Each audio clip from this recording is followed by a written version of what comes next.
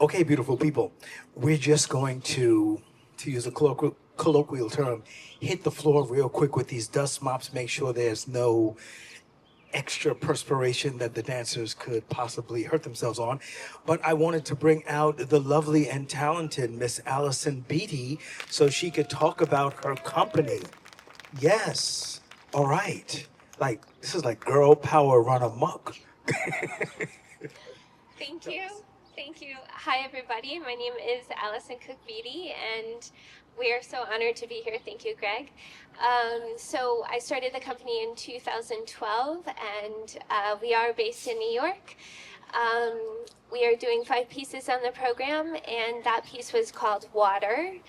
And it's about different ways of being water. So not shapes of water, but if you could imagine being water. So if you imagine maybe a bird inside of you or a golf ball or something like this inside of your arm and what that might feel like. It's kind of a fun exercise to try if everyone wanted to try it in the audience right now.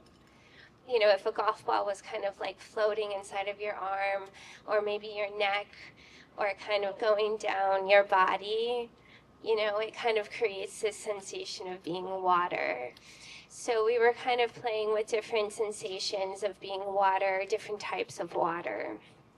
The next piece on the program is a duet, and it has themes of love and home. It's a short duet. We have another set design being set up here with windows. I think everyone can kind of relate to that. I have over 50 works that I've created since 2012, and we really try to kind of bring the human existence and human emotions and different things that happen in society into the work that we do. We collaborate with a lot of different types of artists, and we also try to reach out to the community as far as we can, and we really try to give a lot of opportunities to these young artists. So I think we're ready to go, and I hope that the work just speaks for itself, and I hope you enjoy it, and thank you so much, Greg, for having us.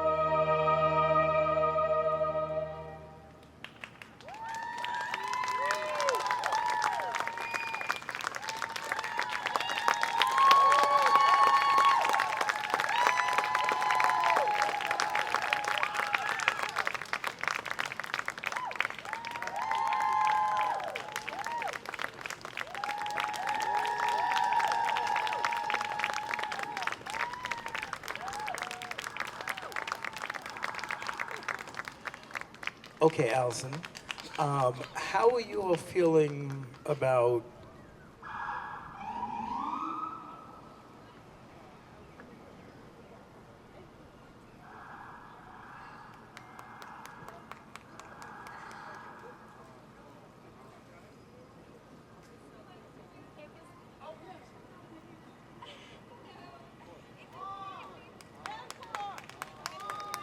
Yeah, yeah.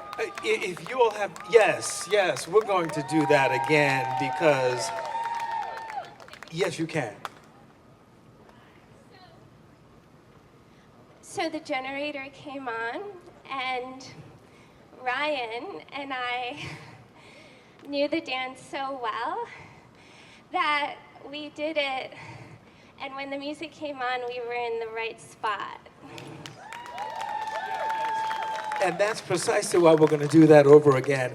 Not only because the dancing was beautiful, because that is one of my favorite pieces of music. Correct me if I'm wrong, that's from Anna Magdalena's Notebook. Yes. Okay. Thank you. Thank you. Let's do that again.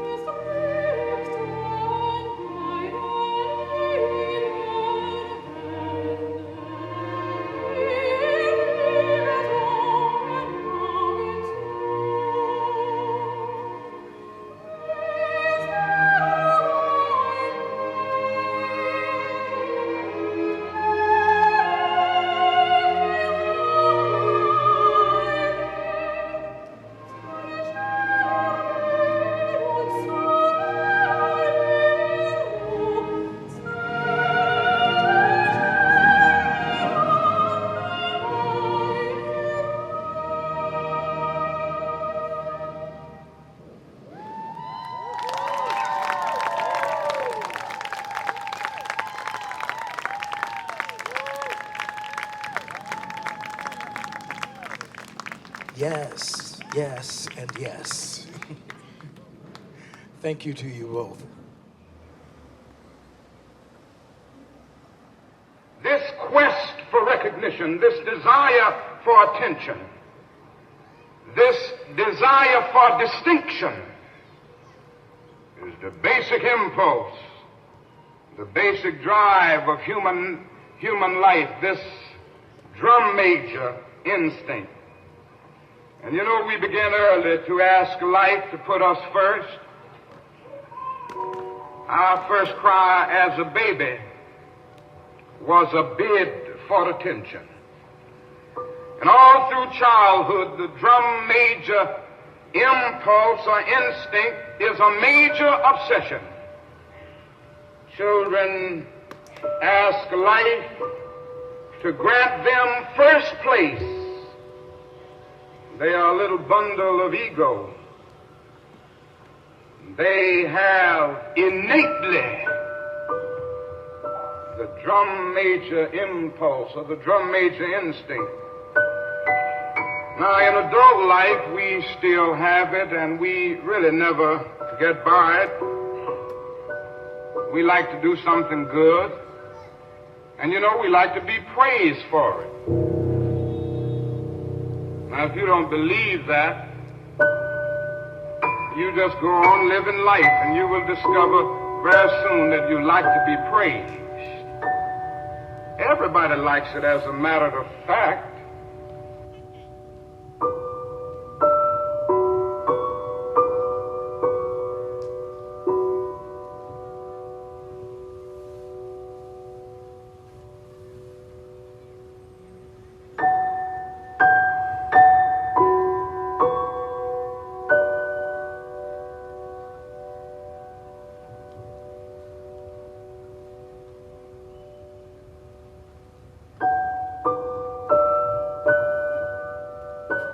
Now, the presence of the drum major instinct is why so many people are joiners.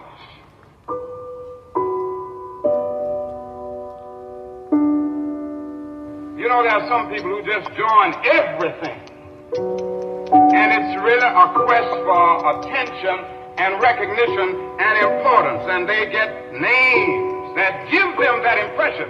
So you get your groups, and they become the grand patron, and the little fellow who is henpecked at home needs a chance to be the most worthy of something. It is the drum major impulse and longing that runs the gamut of human life, and so we see it everywhere, this quest for recognition, and we join things, overjoin really, that we think that we will find that recognition in.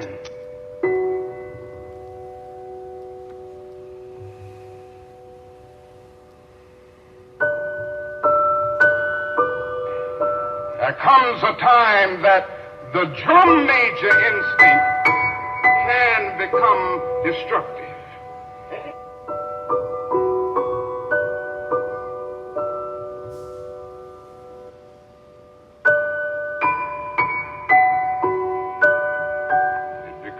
A very dangerous, pernicious instinct. For instance, if it isn't harnessed, it causes one's personality to become distorted.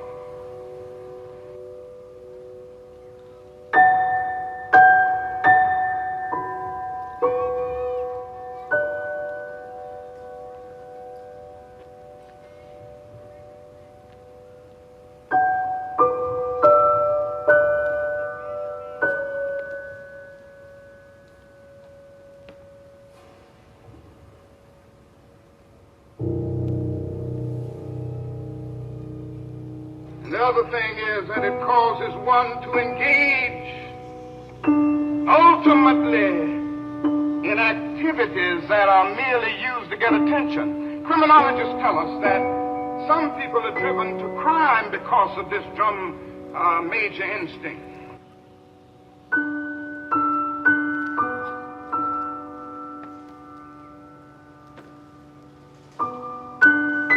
Then the final great tragedy of the distorted personality is the fact that when one fails to harness this instinct, he ends up trying to push others down in order to push himself up. Whenever you do that, you engage in some of the most vicious activities. You will spread evil, vicious, lying gossip on people because you're trying to pull them down in order to push yourself up. The great issue of life is to harness the drum major instinct.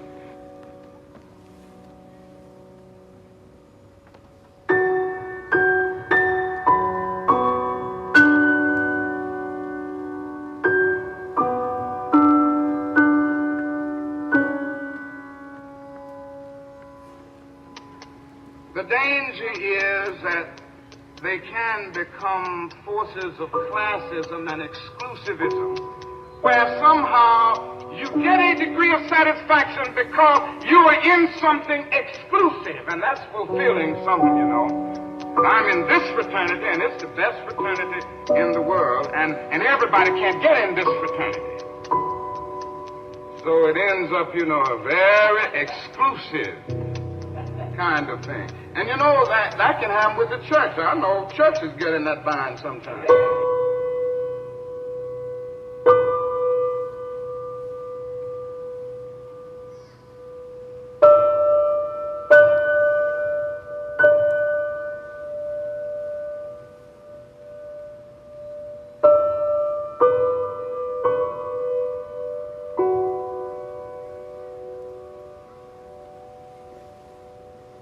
Somebody doesn't bring an end to this thrust that we see in the world today.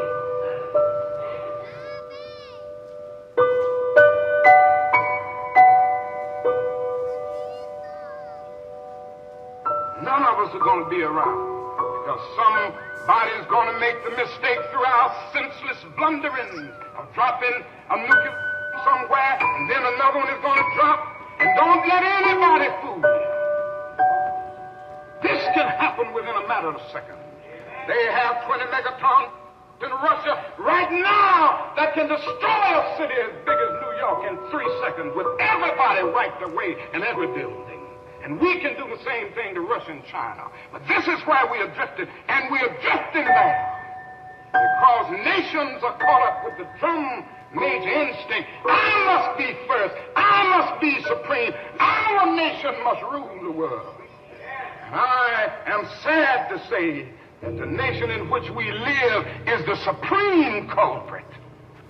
And I'm going to continue to say it to America because I love this country too much to see the drift that it has taken.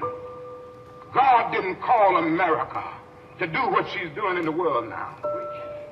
God didn't call America to engage in a senseless, unjust war as the war in Vietnam. And we are criminals in that war. We've committed more war crimes almost than any nation in the world. And I'm going to continue to say it. And we won't stop it because of our pride and our arrogance as a nation.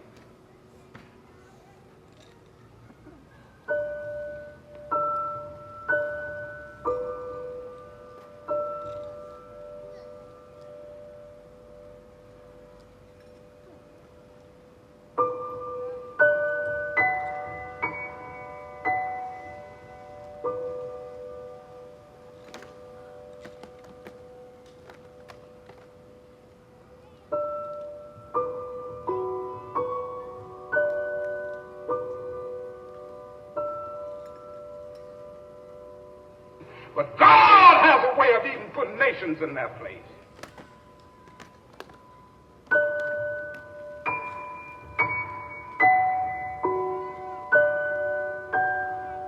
If you don't stop your reckless course, I'll rise up and break the backbone of your power. And that can happen to America. Every now and then I go back and read Gibbon's Decline and Fall of the Roman Empire. And when I come and look at America, I say to myself, the parallels are frightening. We have perverted the drum major instinct.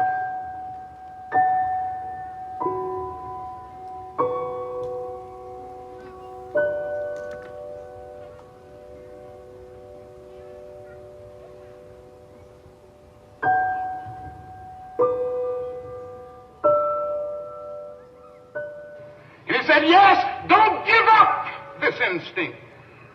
It's a good instinct if you use it right. It's a good instinct if you don't distort it and pervert it. Don't give it up. Keep feeling the need for being important.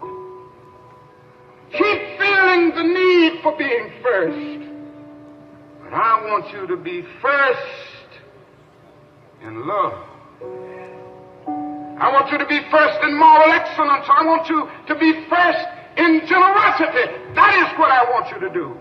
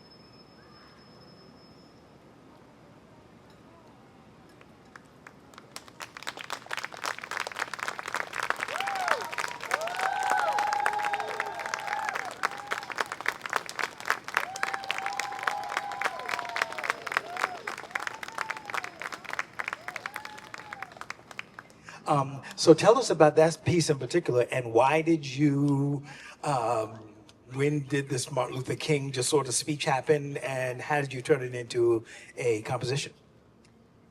Well, I heard this speech, and it really spoke to me. And with everything that's happening right now in the world, it just really hit me hard, and I felt like I really needed to make a dance, because dance is how I express myself.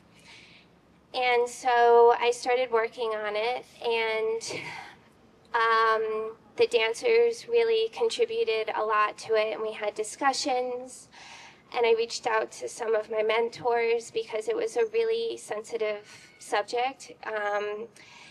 You know, Dr. King's words mean a lot to people, and you know, his words have meant so much to so many for so many years. But when I heard his words, they were speaking like now, like so relatively, like with everything that's happening, I'm like, oh my gosh, like these words need to be danced to, they need to be heard again, like, you know. And so I just needed to like put them out in the world again.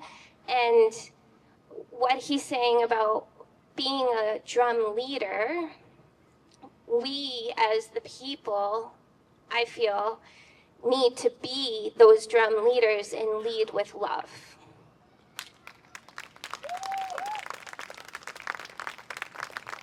Thank you. All right. I think we're good. Hopefully we're good. Yes.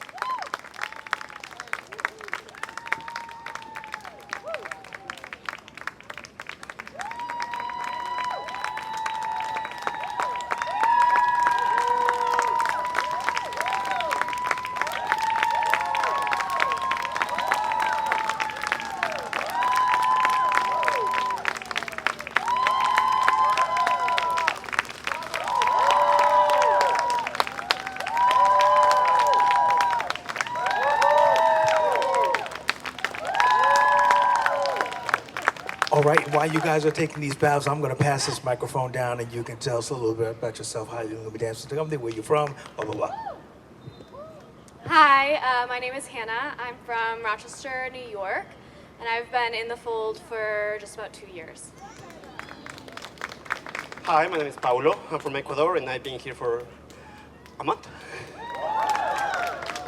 Hi, my name is Maddie. I'm from British Columbia, Canada, and I've been in the company for almost 4 years. Hi, my name is Tom. I'm from Zagreb, Croatia, and this is my also 4th year. Hi, I'm Ioana. I'm originally from California, and I'm also in my 4th year with the company. Hi, my name is Ryan. I'm from France, and I'm guessing with the company since last year. Hi, my name is Ava. I'm from New Jersey, and I just finished my 1st year with the company. Hi, my name is Tess. I'm a guest artist with the company as well, and I've been here about 2 months. Awesome, awesome, awesome. Thank you guys so much for your artistic contribution to the final night of the Jamaica Dance Festival. Thank you to Alison for this beautiful company. And Ryan, did you dance here, Len? When did you dance here? Ooh, 2 weeks ago, I did perform with Ponybox, and last year I did perform with Jamel's Gain Creative Outlet. So Ryan is trying to win the award for the most danced, yes, at the Jamaica Dance Festival. So thank you, sir. Yeah, thank you. Thank you. Yes. Alison, Alison Cook Beatty, anything else you want to say about the company? Just sort of how people can follow up and that kind of thing. Come on down here. Yes. Sure. Thank you again for having us. I just want to say this dance was made on a baseball field during the pandemic. That's why it's called Central Park Field number 4, FYI. So hence the baseball theme. But if you could imagine the dancers outside in August on a baseball field, everything was made on a baseball field in Central Park. So it was pretty amazing.